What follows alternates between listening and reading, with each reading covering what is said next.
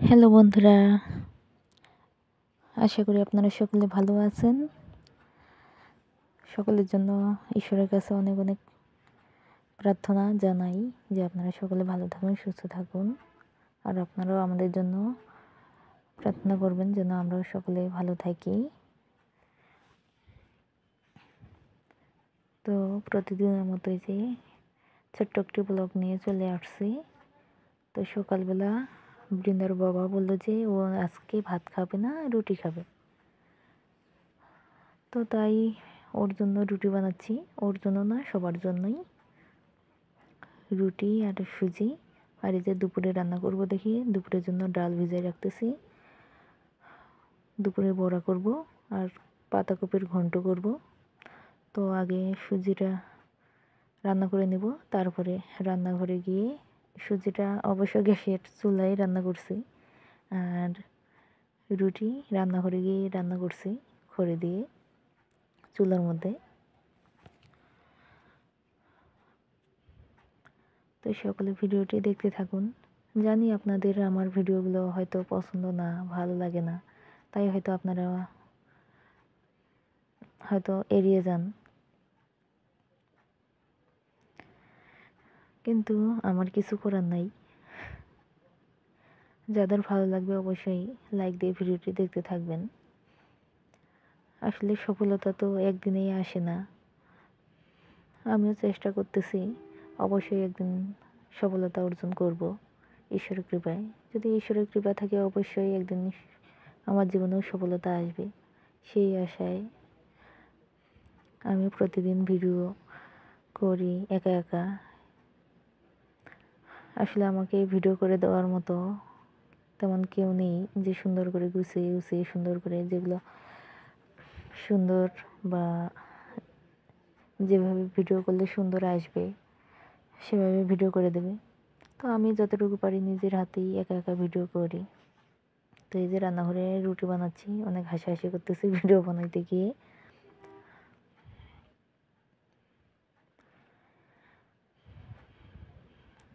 অবশ্যই একদিন আমিও আপনাদের সকলের প্রিয় হয়ে উঠব, সকলের ভালোবাসার মানুষ হয়ে উঠব, এই আশাই রাখলাম।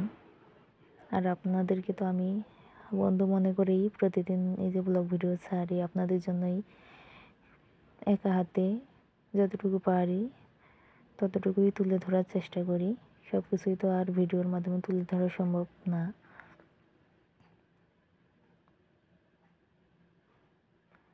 তো অতি সাধারণ আমার এই ছোট্ট ভিডিওগুলো অবশ্যই কারো না কারো তো ভালো লাগবে একদিন না একদিন। তো সেই আশাতেই এই ভিডিওগুলো করা। আসলে গ্রামীণ জীবন কীরকম, গ্রামে আমরা কিভাবে থাকি, আপনারা তো শহরে থাকেন, আমিও শহরে ছিলাম। তো সেখানে আর থাকার ভাগ্য হইল না, গ্রামে চলে আসছে এখন বরাবরের মতো। তাই সারাদিনই এখন শুধু সংসারের অনেক কাজ করার লাগে, এদিকে ওদিকে দৌড়াদৌড়ি করতে হয়, তাই নিজের আর যত্ন নেওয়া হয় না।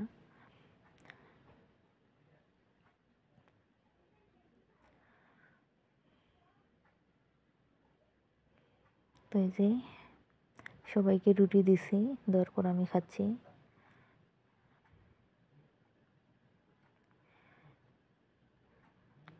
ঘরের মধ্যেই প্রতিদিন বসে খাই, কারণ বাইরের টেবিলে গ্যাসের চুলা বসানো আছে, আর ওইখানে থালা বাসন রাখা হয়। তো ঘরের মেঝেতেই বসে খাই। তো এই যে দুপুরে রান্না করছি, বড়া ভাজি করছি আর পাতাকপি ঘন্ট করছি।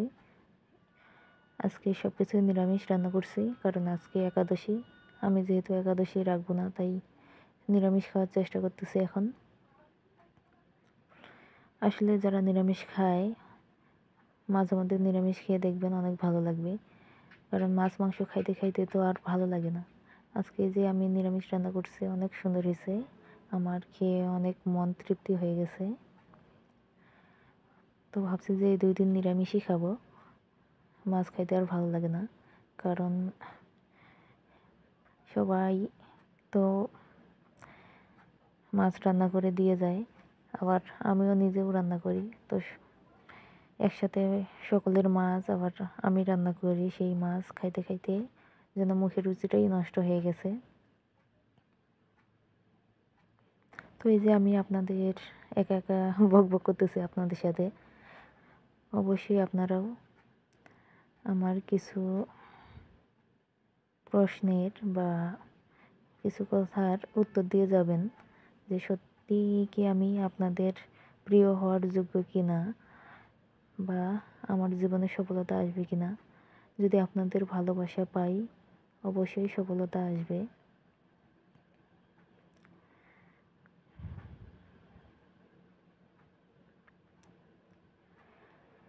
কারণ আমরা মহিলা মানুষ তো সারাদিন ঘরের মধ্যে বসেই থাকি, শুধু সংসারের কাজটুকুই করি। যা বাড়ির কাজ তো আর আমাদের দ্বারাই সম্ভব না, ইনকাম করাও সম্ভব না। তাই নিজে নিজেই একটু ভিডিও করি। যদি কোনো দিন সফলতা আসে, অবশ্যই আমিও সংসারের পাশে দাঁড়াতে পারবো। আমার এই বাচ্চার ভবিষ্যৎ যেন অনেক উজ্জ্বল হয়, তার চেষ্টাই করতেছি।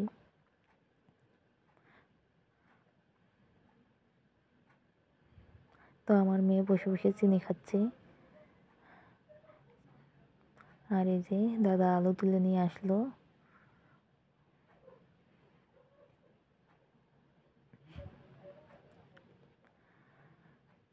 তো মেয়ে ঘুম থেকে উঠে কান্নাকাটি করতেছিল, তাই চিনির ডিব্বা দিছিলাম।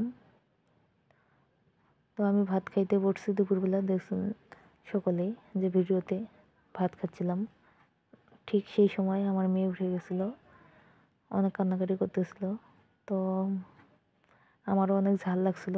আমি বললাম, মা আমার ঝাল লাগছে, আমি চিনি খাবো। তো আমার মেয়ে উঠে গিয়ে চিনির ডিব্বা খুঁজতে গেল, তো পাইলো না দেখে আবার কান্না শুরু করে দিছে। পরে আমি দিলাম, তো চিনি বের করে আমাকে আগে খাইয়ে দিল, তারপরে নিজে খাচ্ছে।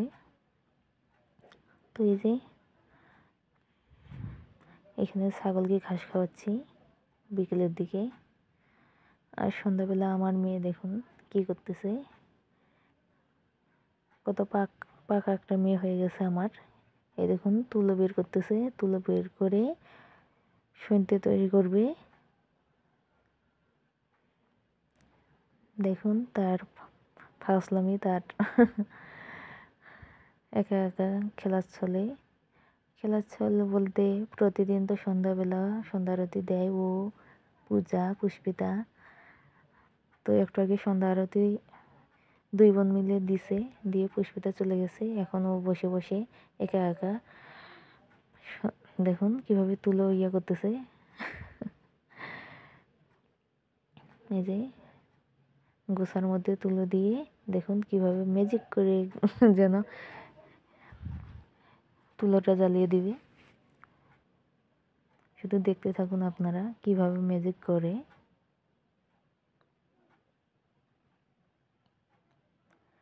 তো এই যে আমি অনেকক্ষণ বকবক করতেছি আপনাদের সাথে। অবশ্যই আপনারাও আমাকে কমেন্টে জানাবেন আপনাদের মতামত। যদি ভালো লাগে অবশ্যই আমার চ্যানেলটি সাবস্ক্রাইব করে রাখবেন। এই যে তুলোটা দিয়ে দিল, দেখুন এবার গ্যাস নেই, কিভাবে গ্যাস জ্বালাচ্ছে মিশিমিশি। এই যে আঙ্গুলের মধ্যে অনেক দুষ্টু একটা মেয়ে আমার, মাথার মধ্যে অনেক বুদ্ধি। এই দেখুন এখন সে উলুধ্বনি দিচ্ছে।